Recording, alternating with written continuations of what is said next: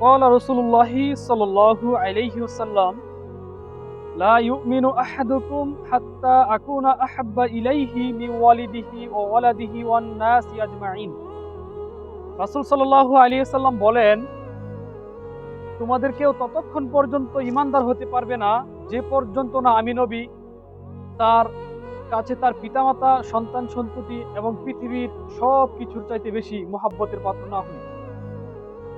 আমরা আমাদের নবীকে এই পৃথিবী এবং পৃথিবীতে যা কিছু আছে সব কিছুর চাইতে বেশি মহব্বত করি, এমনকি নিজের জীবনের চাইতেও বেশি মহব্বত করি। রাসূল সাল্লাল্লাহু আলাইহি সাল্লামের একটি পশমের জন্য আমরা আমাদের জীবনকে কুরবান দিতে প্রস্তুত। আমরা আমাদের নবীর ভালোবাসা এবং মহব্বতের ব্যাপারে, নবীজির শান এবং মানের ব্যাপারে কোনো ছাড় নাই।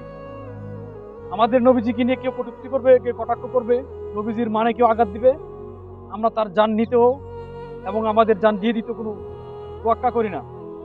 আমরা আমাদের নবীজিকে সব কিছু চাইতে ভালোবাসি। আসসালাতু আসসালামু আলাইকা ইয়া হাবিবাল্লাহ।